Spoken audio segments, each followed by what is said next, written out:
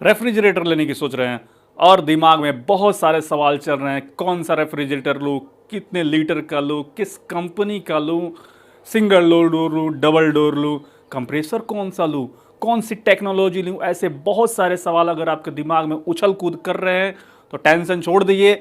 मैं हूं ना, आपको बताऊंगा एक परफेक्ट रेफ्रिजरेटर लेने का तरीका।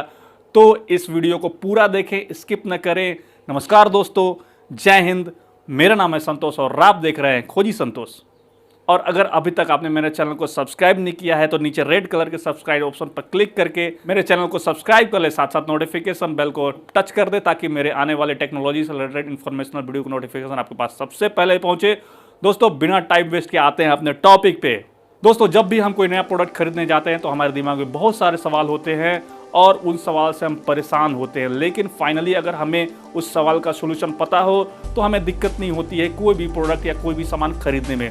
दोस्तों, सेम उसी तरह आप अगर रेफ्रिजरेटर खरीदने की सोच रहे हैं तो मैं आपको इस वीडियो में बताऊंगा 6 ऐसे इंपॉर्टेंट पैरामीटर टिप्स जिससे कि अगर आप समझ लेते हैं तो आप फाइनली वीडियो के एंड में अपने लिए अपने बजट में एक परफेक्ट रेफ्रिजरेटर लेने के लिए बिल्कुल रेडी रहेंगे।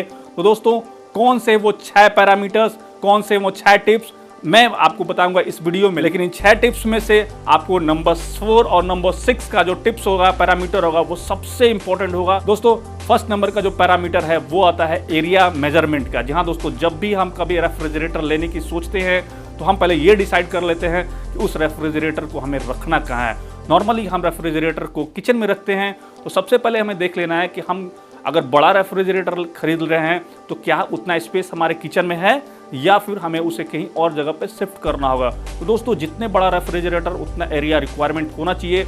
आप अपने किचन का मेजरमेंट अच्छी तरह से कर ले और साथ ही साथ उस रेफ्रिजरेटर का भी मेजरमेंट कर लें। इसको आप खरीद कर किचन में शिफ्ट करने वाले हैं। उसके साथ साथ दोस्तों, आप हर चीज़ का ध्यान दें।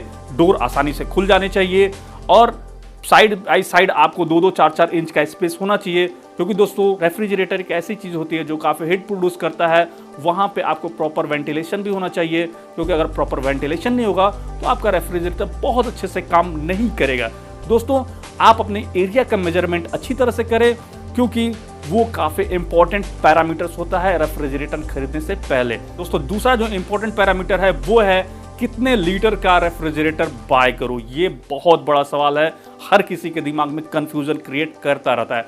आपकी फैमिली जितनी बड़ी होगी उतने लीटर का आपको रेफ्रिजरेटर बाय करना चाहिए। यहाँ पे बहुत सारी ऐसी फैमिली होती है, फैमिली छोटी रहती है लेकिन रेफ्रिजरेटर में बहुत सारी चीज़ें रखती है, और बहुत सारी ऐसी फैमिली भी होती है जो फैमिली बड़ी होती है लेकिन रेफ्रिजरेटर में बहुत कम सारी चीज़ें रखते हैं। दोस्तों, यहाँ पे आप अपनी रिक्वायरमेंट के अनुसार से ये डिसाइड करें कि आपको कितने लीटर का रेफ्रिजरेटर परचेज करना है।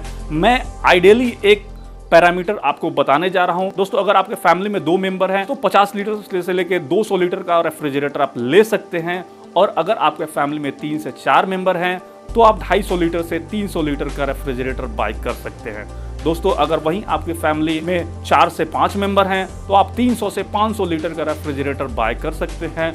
और अगर आप एक लार्ज फैमिली, अगर 6 से ज़्यादा आपके मेंबर हैं फैमिली में, तो आप एक बड़ा रेफ्रिजरेटर यानी कि 500 से प्लस का रेफ्रिजरेटर आप खरीदें। एक बात और मैं कहना चाहूँगा कि रेफ्रिजरेटर आप कभी लें वो एक लॉन्ग टाइम के लिए खरीदा जाता है, क्योंकि रेफ्रिजरेटर बार बार आदमी नहीं खरीदता है। और आप देखें कि फ्यूचर में अगर आपकी फैमिली बड़ी होने वाली है तो कोशिश करें थोड़ा सा बड़ा रेफ्रिजरेटर ही परचेज करें, क्योंकि बाद में उसे हटाना न पड़े। तो तीसरा जो इंपॉर्टेंट पैरामीटर है वो है कितने डोर का रेफ्रिजरेटर लिया जाए। हाँ दोस्तों, यहाँ पे 4 टाइप्स के डोर आते हैं। पहला आता है सिंगल डोर रेफ्रिजरेटर, दूसरा आता है डबल डोर रेफ्रिजरेटर, तीसरा आता है ट्रिपल डोर रेफ्रिजरेटर, और चौथे नंबर पे आता है side by side door refrigerator.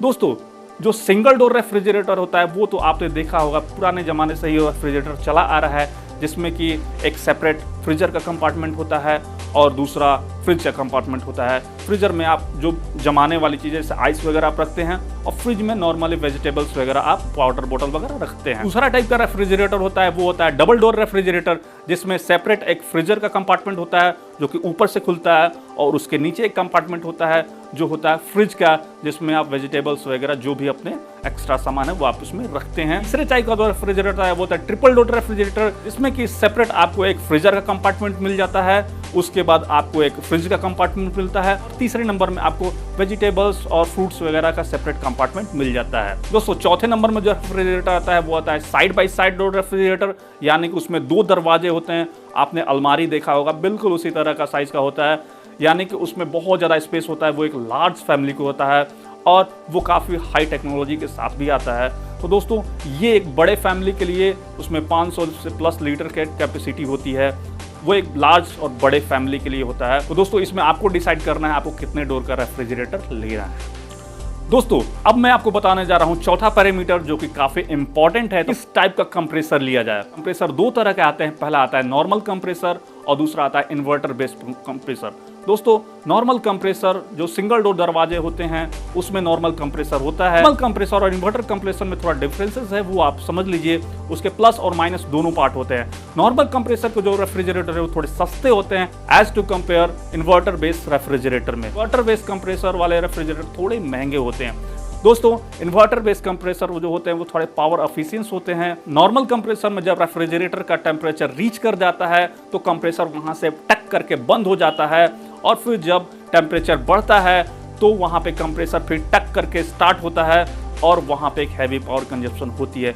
और दूसरे नॉर्मल कंप्रेसर जो होते हैं वो काफ़ी ज़्यादा नॉइज़ भी करते हैं, यानी कि अगर आप अपने घर में या फिर अपने किचन में कहीं भी रखें तो गन तरह की आवाज़ें उसमें से प्रोड्यूस होती रहती है, तो ये नॉइज़ भी करता है और ये कंप्रेसर लॉन्ग लास्टिंग भी नहीं होता है as per inverter based compressor में। और इन्वर्टर बेस्ड कंप्रेसर जो होते हैं जब टेम्परेचर रीच पे चला जाता है तो वहाँ से कंप्रेसर बंद नहीं होता है, वो स्लो काम करने लगता है। और इसका बेनिफिट ये होता है कि पावर कंजप्शन काफ़ी कम होती है और आपके फ्रिज में टेम्परेचर एक पर्टिकुलर एवरेज में हमेशा बना रहता है। टेम्परेचर न बढ़ता है न घटता है, टेम्परेचर मेंटेन रहता है। तो वहाँ पे आपके जो भी फ्रूट्स या वेजिटेबल्स होते हैं वो थोड़ा सा ज़्यादा फ्रेश रहते हैं एज पर नॉर्मल कंप्रेसर में। तो दोस्तों यहाँ पे आपको डिसाइड करना है कि आपको कौन सा कंप्रेसर लेना है। अगर आपके पास बजट अच्छा है तो मैं कहूँगा कि आप इन्वर्टर बेस्ड कंप्रेसर के साथ ही जाएं। दोस्तों मैं 5वां पैरामीटर बता रहा हूँ जो काफ़ी इंपॉर्टेंट है, और ये है कि आप कौन सी कूलिंग टेक्नोलॉजी का रेफ्रिजरेटर परचेस करें। दोस्तों कूलिंग टेक्नोलॉजी 2 तरीके की आती है, एक आती है डायरेक्ट कूलिंग टेक्नोलॉजी और एक आती है फ्रॉस्ट फ्री कूलिंग टेक्नोलॉजी।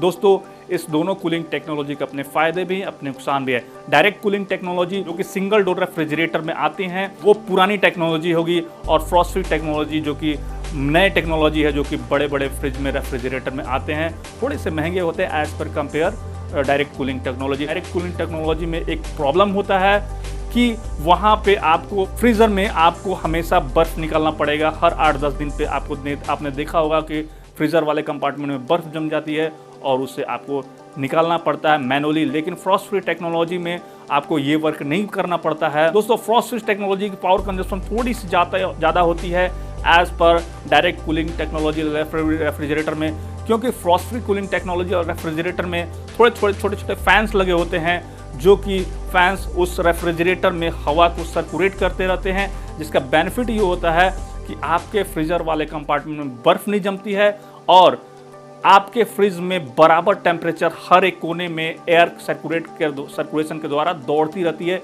जिससे क्या होता है कि आपके फ्रूट्स और वेजिटेबल्स ज़्यादा फ्रेश रहते हैं ज़्यादा दिनों तक as to compare direct cooling technology वाले रेफ्रिजरेटर से।